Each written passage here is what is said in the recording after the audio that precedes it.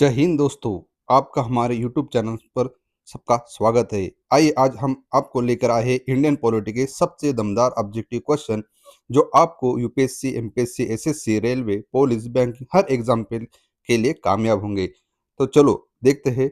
पहला सवाल, भारत का संविधान कब लागू हुआ? इसका सही जवाब है 26 जनवरी 1950 को।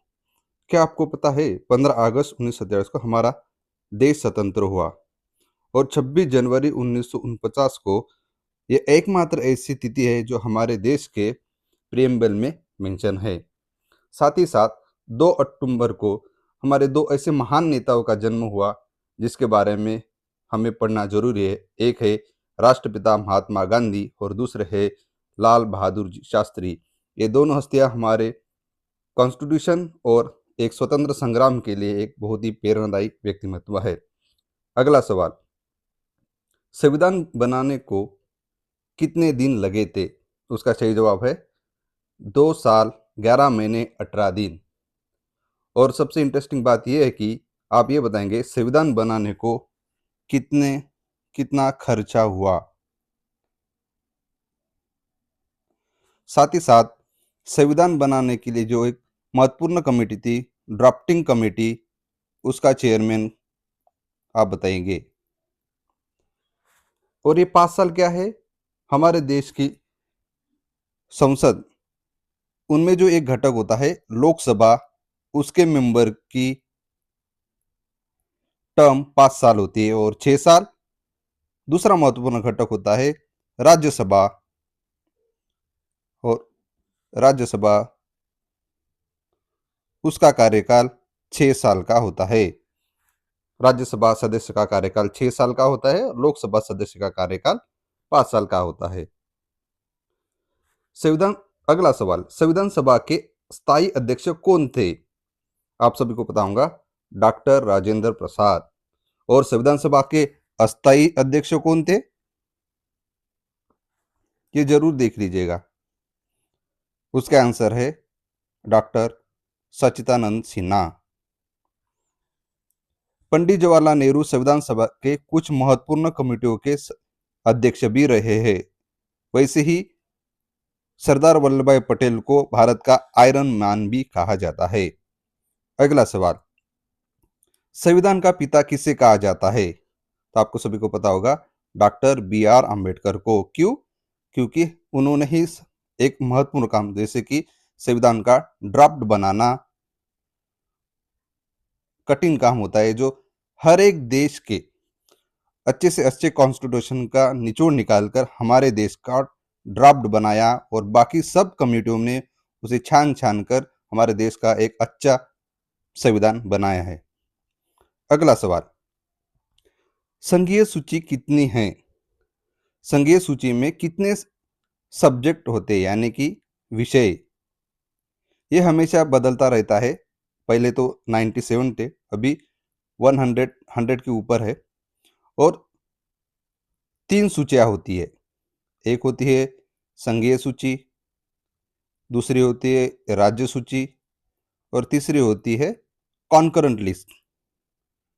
कॉन्करेंट और कॉन्करेंट लिस्ट में दोनों स्टेट और सेंटर दोनों कानून बना सकते हैं। और स्टेट सब्जेक्ट में कितने लिस्ट है? अब 66 से घटाकर राज्य सूची में अब 61 सब्जेक्ट है। और ऐसे कौन से 5 सब्जेक्ट है जो राज्य सूची से घटाकर कॉन्करेंट लिस्ट में डाले गए है? वो हमेशा सवाल पूछे जाते हैं, ये जरूर देख लीजिएगा। अगला सवाल, संविधान में मौलिक अधिकार कितने होते हैं? हमारे ओरिजिनल कॉन्स्टिट्यूशन में मौलिक अधिकार कितने थे? 7 थे, लेकिन अब कितने हैं? 6। और कौन सा मौलिक अधिकार हमारा डिलीट किया गया है? 44 कॉन्स्टिट्यूशनल अमेंडमेंट एक्ट की तरह राइट टू प्रॉपर्टी का act, right to property, fundamental right को अब ये लीगल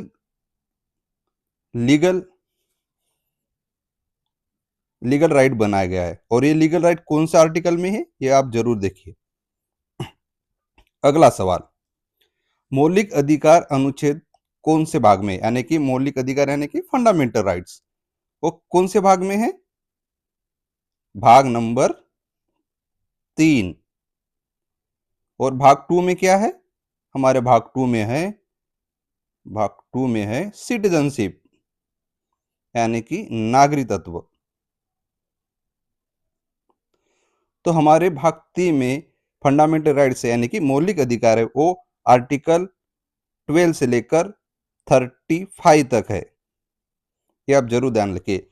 और 36 से लेकर 51 में क्या है? डीपीएसपी, यानी कि राज्य के नीति निर्देशक तत्व। और राज्य के नीति निर्देशक तत्व को डॉक्टर अंबेडकर साहब ने एक बढ़िया शब्द दिया है, और वो है नोवेल फीचर। हमारे कॉन्स्टिट्यूशन का अगर कोई नोवेल फीचर है तो वो है डीपीएसपी, भाग 4 में है। और भाग 4 ए में है फंडामेंटल ड्यूटीज।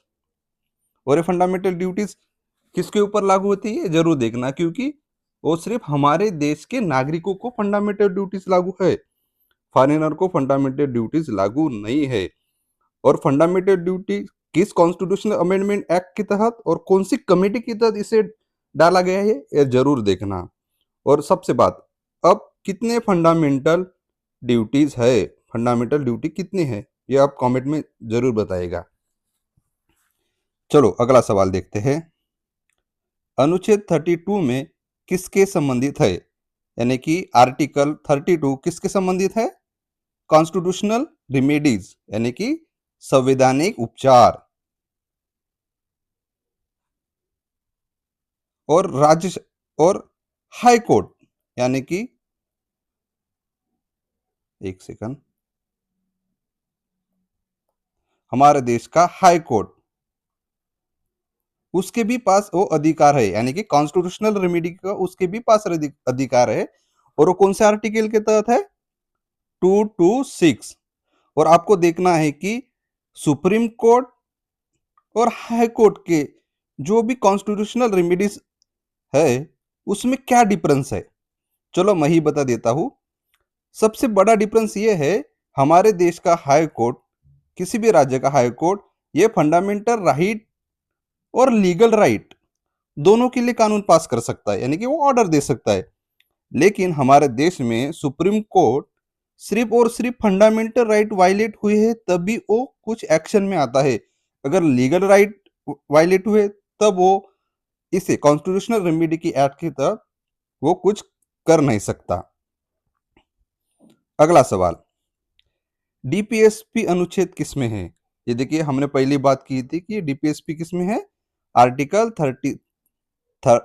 36 से लेकर 51, यानी कि डीपीएसपी। चलो मैं कुछ अधिक जानकारी दे देता हूं। डीपीएसपी हमने किस देश से प्रेरित होकर लिया है? आयरिश कॉन्स्टिट्यूशन की तरफ से। आयरिश आयरिश देश के कॉन्स्टिट्यूशन से हमने ये डीपीएसपी ली है।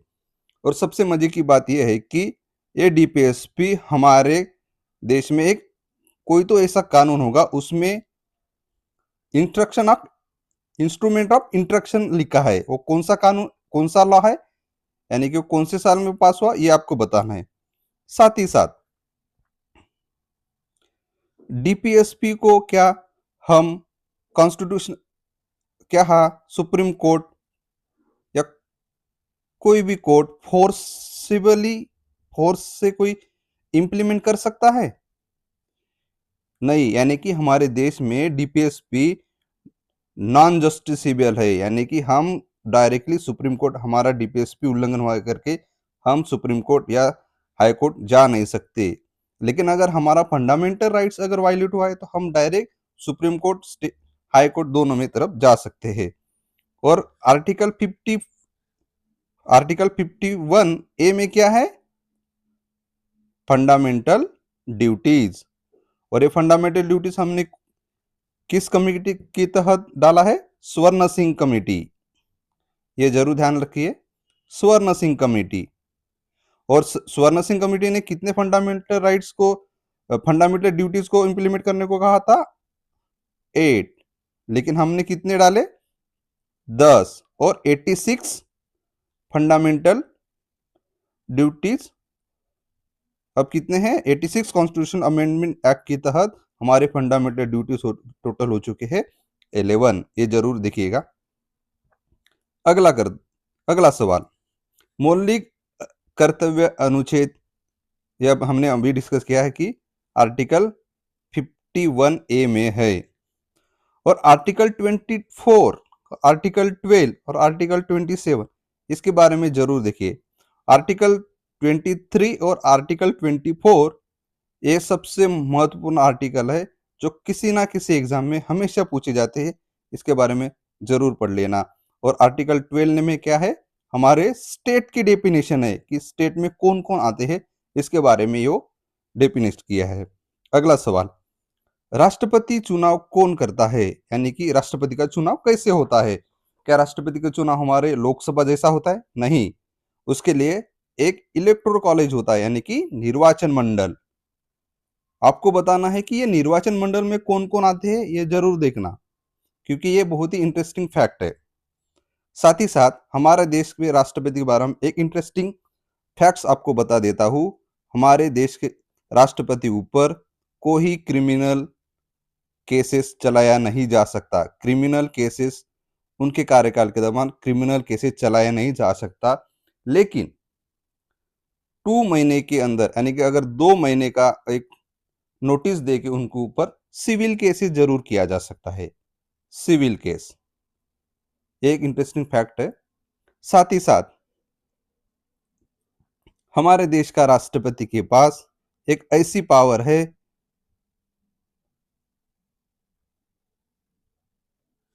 हमारे देश के राष्ट्रपति के पास एक ऐसी पावर है जो एक उनको अलग ही दर्जे का राष्ट्रपति बनाता है, वो है वेटो पावर। और कितने प्रकार के वेटो पावर है? 3 प्रकार के, और कौन कौन से हैं आपको जरूर देखना है। साथ ही साथ हमारे देश का राष्ट्रपति के पास किसी की भी शिक्षा माफ करने का अधिकार है, चाहे वो फांसी की शिक्षा हो या कोई भी तरह की हो शिक्षा हुई हो, वो उनके पास वो पावर है, और वो आर्टिकल 72 के तहत हमारे कॉन्स्टिट्यूशन में मेंशन है। और राष्ट्रपति को शपथ कौन दिलाता है? शपथ हमारे देश के राष्ट्रपति की शपथ कौन दिलाता है, आप कमेंट सेक्शन में जरूर मेंशन कीजिएगा। अगला सवाल, हमने पहले ही देख चुके हैं कि लोकसभा का कार्यकाल कितना होता है? 5 साल का। राज्यसभा का कार्यकाल कितना होता है? 6 साल का। क्या ये सही है? राज्यसभा का कार्यकाल 6 साल का होता है? नहीं दोस्तों, यही तो हम गलती करते हैं। राज्यसभा का कार्यकाल 6 साल का नहीं होता, राज्यसभा सदस्यों का कार्यकाल 6 साल का होता है। सदस्य का कार्यकाल 6 साल का होता है, और लोकसभा हर 5 साल के बाद डिसॉल्व होती जाती है, यानी कि वो बर्खास्त होती है, लेकिन राज्यसभा बर्खास्त नहीं होती। वो परमानेंट हाउस है। हर 2 साल में कोई ना कोई हमारे मेंबर जरूर निष्कासित हो जाते हैं, यानी कि उनका कार्यकाल खत्म होता है, लेकिन हमारा राज्यसभा बर्खास्त नहीं होता। अगला सवाल, राज्यसभा का विघटन होता है? नहीं, उसका विघटन नहीं होता, वो एक परमानेंट हाउस है। साथ ही साथ राज्यसभा के पास एक ऐसा पावर है जो आर्टिकल 312 के तहत ऑल इंडिया सर्विस का गठन करता है। ऑल इंडिया सर्विस एक अलग ही दर्जे का उनके पास पावर है। साथ ही साथ एक विशेष पावर है जो मैं आपको हिंट बता देता हूं, अगर राज्यसभा में 2/3 मेजोरिटी के साथ कोई अगर ऐसा सब्जेक्ट पर लॉ पास कर दिया हो, तो वो कानून बनाने को अधिकार किसी के पास देता है, ये आप जरूर देख लीजिएगा। साथ ही साथ कॉन्स्टिट्यूशनल अमेंडमेंट जब भी हम करते हैं तब दोनों सदनों से पास होना कंपलसरी होता है। अगला सवाल, भारत किस प्रकार का देश है, यानी कि हमारा देश संघीय है।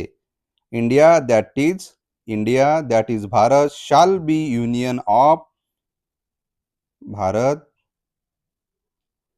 Shall be union of state union of state है यूनियन ऑफ स्टेट कहीं पे भी हमारे देश में फेडरेशन का शब्द नहीं उपयोग किया है फेडरेशन कहीं पे भी वो लिखा नहीं है साथ ही साथ हमारे देश में क्या सैन्य प्रशासन के बारे में कोई कॉन्स्टिट्यूशन में कोई मेंशन है ये जरूर देखिएगा अगला सवाल चुनाव आयोग किस प्रकार की संस्था है यानी कि वो संवैधानिक है निजी है एनजीओ है गैर संवैधानिक है हमारे देश में चुनाव आयोग संवैधानिक संस्था है यानी कि वो हमारे देश के कॉन्स्टिट्यूशन में मेंशन है तभी तो उसे संवैधानिक कहा जाता है उसके बारे में कौन सा आर्टिकल है ये जरूर देखिए साथ ही साथ और कौन कौन से कॉन्स्टिट्यूशनल बॉडीज है यानी कि संवैधानिक है क्या है यूपीएससी है और किसी स्टेट की पीसीएस है अगला सवाल जीएसटी संशोधन अमेंडमेंट एक्ट कौन सा है वो है 101 101 101 कॉन्स्टिट्यूशनल अमेंडमेंट एक्ट से ही हमने जीएसटी को लागू किया है और जीएसटी का हर दिन कलेक्शन बढ़ता ही जाता है तो मुझे आप बताइए कि जीएसटी कलेक्शन में वो कौन से 5 राज्य है जो सबसे ज्यादा रेवेन्यू जनरेट करके देते हैं ये आपको जरूर मुझे बताना है और क्योंकि ये इंटरेस्टिंग है आपको एक अलग तरह का मोटिवेशन भी मिलेगा क्योंकि अलग राज्य के बारे में जानने को थोड़ा सा आपको अच्छा भी लगेगा साथ ही साथ हम देखते हैं कि 44 कॉन्स्टिट्यूशनल अमेंडमेंट एक्ट एक इसके बारे में आप जरूर देखिएगा क्योंकि 42 कॉन्स्टिट्यूशनल अमेंडमेंट एक्ट को मिनी कॉन्स्टिट्यूशन कहा जाता है और हमारे देश में इसी कॉन्स्टिट्यूशनल अमेंडमेंट ने हमारे देश का ज्यादा से ज्यादा संविधान उलट पुलट कर रख दिया था इसलिए इसे मिनी कॉन्स्टिट्यूशन मिनी कॉन्स्टिट्यूशन कहा जाता है यानी कि हमारे देश में जो भी संविधान है ज्यादा से ज्यादा इसी कॉन्स्टिट्यूशनल अमेंडमेंट एक्ट से वो फेरफार किया गया था और ऐसे कुछ निगेटिव चीजें थी जो हमारे देश को बुरी तरह से निगेटिव चीज में देखा जाता है इसी वजह से 44 कॉन्स्टिट्यूशनल अमेंडमेंट एक्ट के तहत जो भी 42 कॉन्स्टिट्यूशनल अमेंडमेंट एक्ट के निगेटिव इंपैक्ट थे उसे सही किया गया ये आप जरूर देखिएगा साथ ही साथ 43 कॉन्स्टिट्यूशनल अमेंडमेंट एक्ट हमारे पंचायत राज को बताता है और 74 कॉन्स्टिट्यूशनल अमेंडमेंट एक्ट किसको बताता है ये आपको देखना है विधायिका अगला सवाल विधायिका कौन है संसद तो चल मुझे बताइए कि संसद के कितने भाग होते हैं संसद के कितने भाग है दो एक राज्यसभा होता है दूसरा होता है लोकसभा लेकिन आपको एक पता है संसद का एक महत्वपूर्ण भाग हमारे देश का राष्ट्रपति भी है क्यों अगर दोनों सदनों से पारित किया हुआ कोई भी कानून बिना राष्ट्रपति के हमारे देश में उसे कानून नहीं माना जाता ये अलग बात है कि दोनों जब सदन पास कोई भी लॉ पास करते हैं तो उसे हमेशा या कोई ऐसी परिस्थिति में राष्ट्रपति एक बार फिर उसे लौटाकर या पुनर्विचार के लिए जरूर भेज सकते हैं लेकिन मोस्ट ऑफ द केस में राष्ट्रपति को अपनी सिग्नेचर करनी जरूरी होता है लेकिन हमारे संसद के 3 महत्वपूर्ण भाग है वो है राज्यसभा लोकसभा और हमारे देश का राष्ट्रपति जो कि एक सर्वोच्च पद पर स्थानीय है अगला सवाल राज्यसभा अध्यक्ष कौन है हमारे देश के उपराष्ट्रपति और हमने वाइस प्रेसिडेंट की पोस्ट कहां से ली है ये जरूर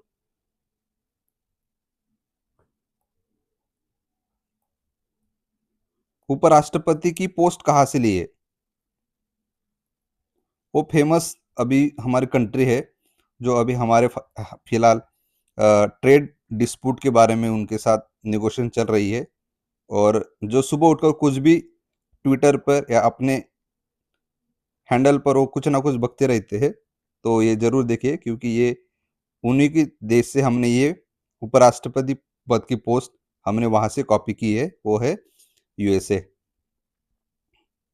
और इंटरेस्टिंग फैक्ट ये है कि उपराष्ट्रपति हमारे राज्यसभा का अध्यक्ष होता है, और जब भी हम राज्यसभा अध्यक्ष को निकालना होता है तो राज्यसभा को ही वो मोशन लाकर उसे सबसे पहले हटाना होता है।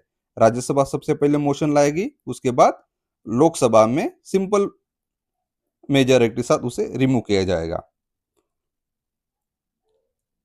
हमारे देश में पीएम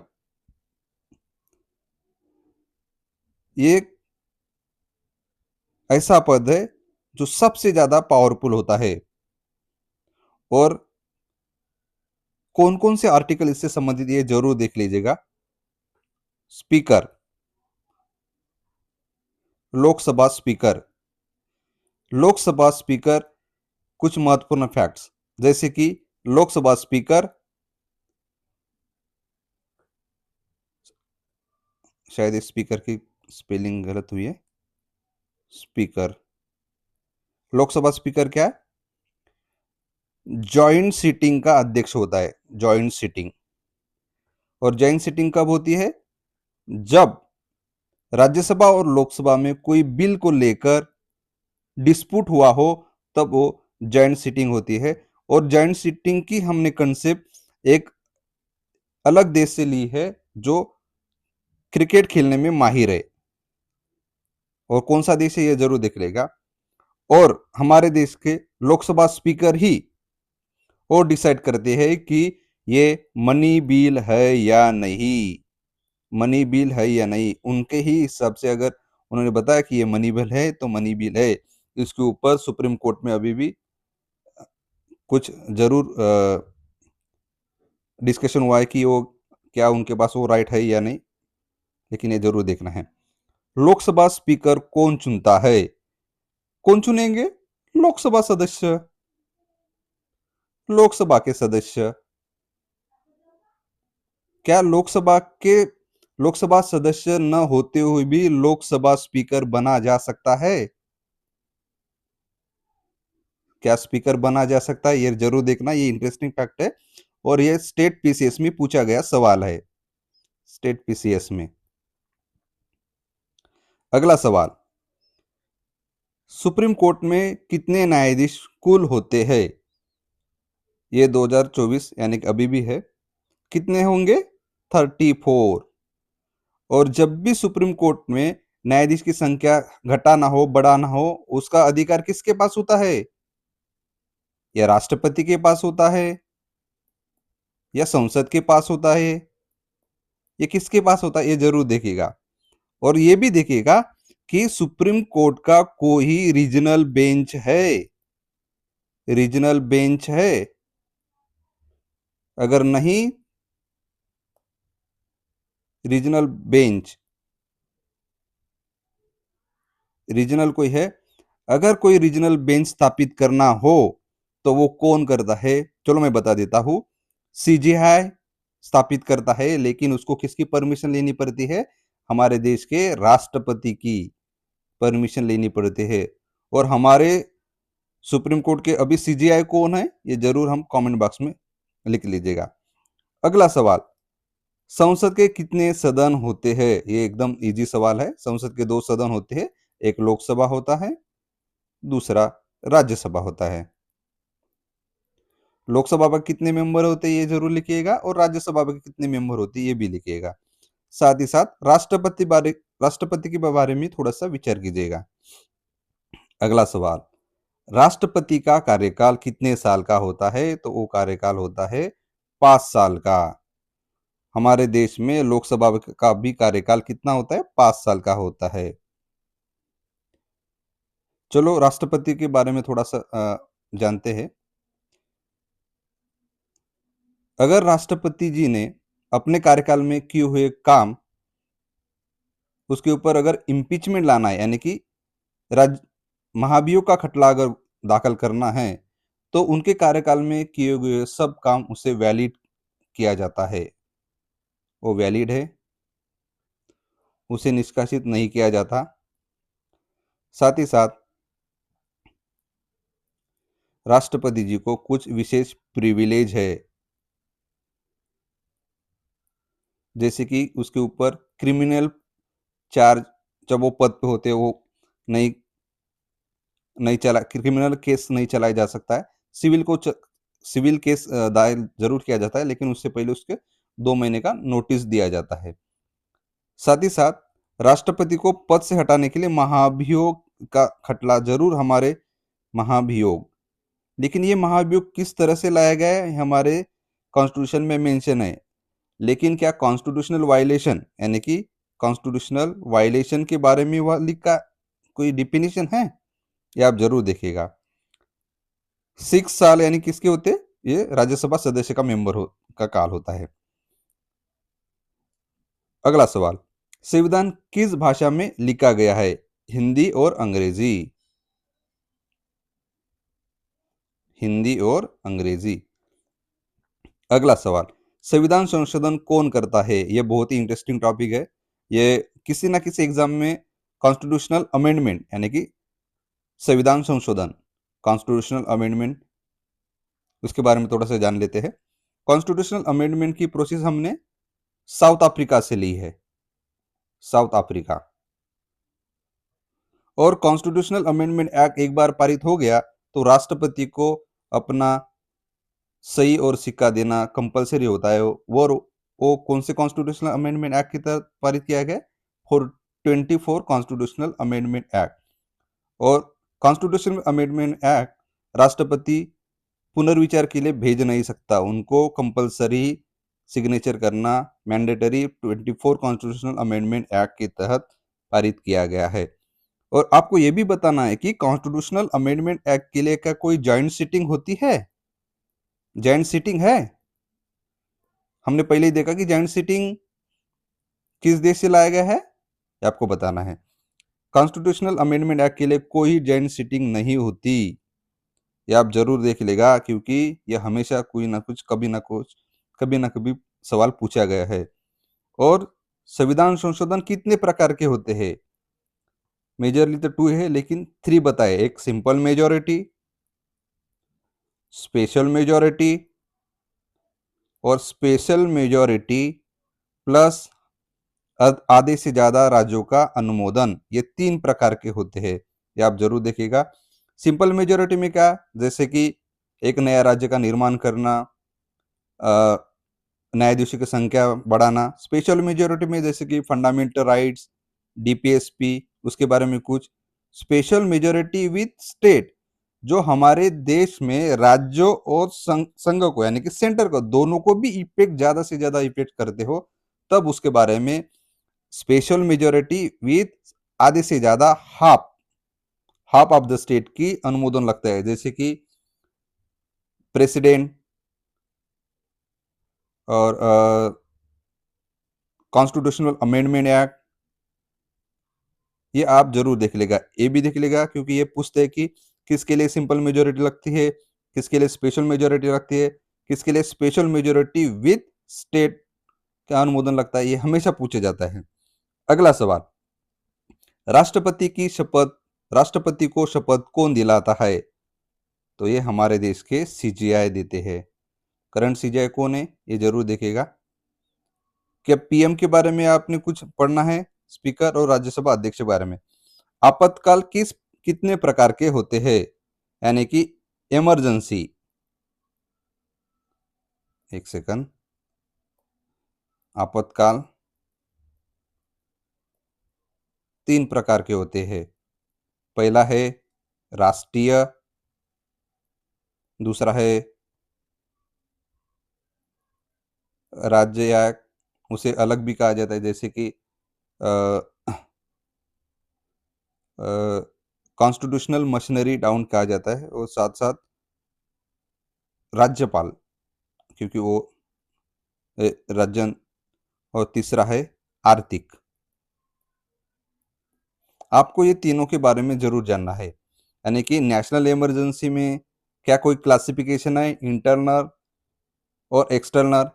जी हाँ, सिर्फ एकमात्र ऐसी इमरजेंसी है हमारे देश में, इसका ही क्लासिफिकेशन हमने किया है। यानी कि एक इंटरनल होता है, इंटरनल और एक्सटर्नल, लेकिन राज्य आने बाने में कोई ऐसा कोई क्लासिफिकेशन नहीं है, और आर्थिक आने बाने में भी इसका कोई क्लासिफिकेशन नहीं है। अगला सवाल, आपातकाल यानी कि इमरजेंसी के बारे में प्रोविजंस दिए हैं। 352 352 नेशनल इमरजेंसी है, 356 स्टेट इमरजेंसी है, और एक ऐसा कलम है जो आपको बताना है कि 365 भी एक स्टेट इमरजेंसी के लिए, यानी कि स्टेट इमरजेंसी के लिए भी ये अप्लाई किया जाता है। और दूसरा है 360 फाइनेंशियल इमरजेंसी, फाइनेंशियल इमरजेंसी आर्थिक।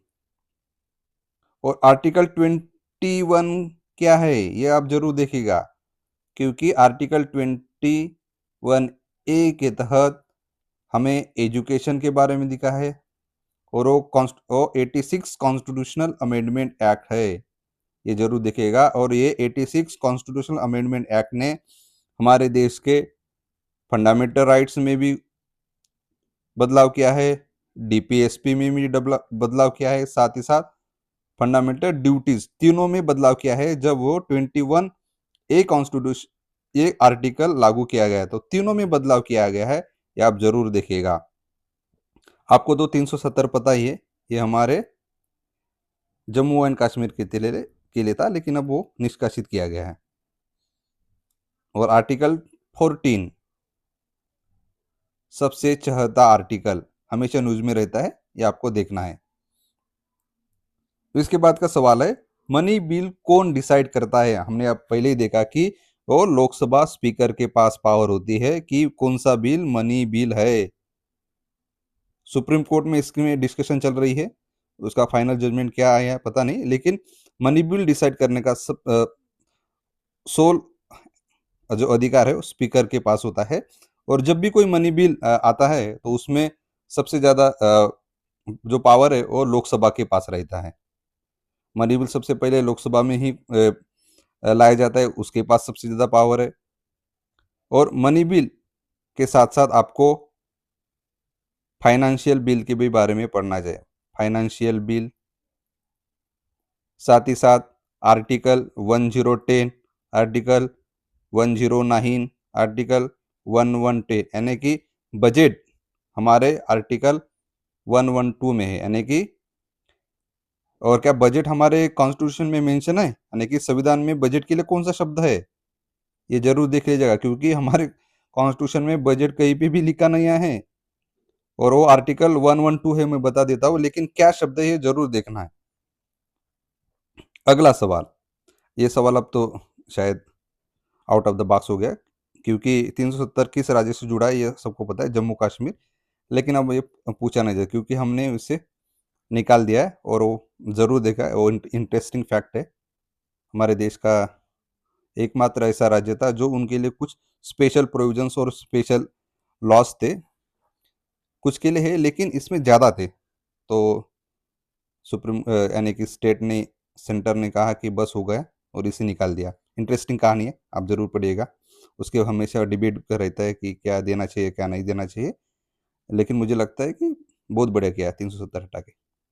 चलो अगला सवाल, फंडामेंटल ड्यूटीज किस अमेंडमेंट से जोड़ा गया है? और वो है 42 कॉन्स्टिट्यूशनल अमेंडमेंट एक्ट। और इसी कॉन्स्टिट्यूशनल अमेंडमेंट एक्ट को कहा जाता है मिनी कॉन्स्टिट्यूशन। और यही एकमात्र ऐसा कॉन्स्टिट्यूशन है जो हमेशा चर्चा में रहता है, और उसके साथ रहता है 24। जो भी इसके निगेटिव है, अच्छे तो अच्छे रख दिए, लेकिन जो निगेटिव है वो 44 कॉन्स्टिट्यूशनल अमेंडमेंट एक्ट से बर्खास्त किया गया है। और साथ ही साथ हमने बताया कि 24 कॉन्स्टिट्यूशनल अमेंडमेंट एक्ट किससे संबंधित है? जब भी कॉन्स्टिट्यूशनल अमेंडमेंट एक्ट पारित होता है, यानी कि संविधान संशोधन बिल पारित होता है, तो राष्ट्रपति को इस कॉन्स्टिट्यूशनल अमेंडमेंट एक्ट से उनको सिग्नेचर, यानी कि वो फाइल को मंजूर करना कंपलसरी है, वो रिटर्न नहीं भेज सकते। इसी रिटर्न से हम देख सकते हैं कि वेटो पावर, वेटो पावर राष्ट्रपति के पास है, वो 3 वेटो पावर है, वो कौन-कौन से है, ये ज़रूर देखना। तो चलिए दोस्तों, हमने सिर्फ़ सवाल ही नहीं देखे, सवाल में जो भी उसके अ, ऑप्शन थे, उसके भी बारे में देखा है। मैं हमेशा ऐसे ही कुछ ना कुछ नए इंटरेस्टिंग वीडियो लाता रहूँगा। अच्छा लगे तो ठीक है, नहीं भी तो कुछ ठीक है। Thank you.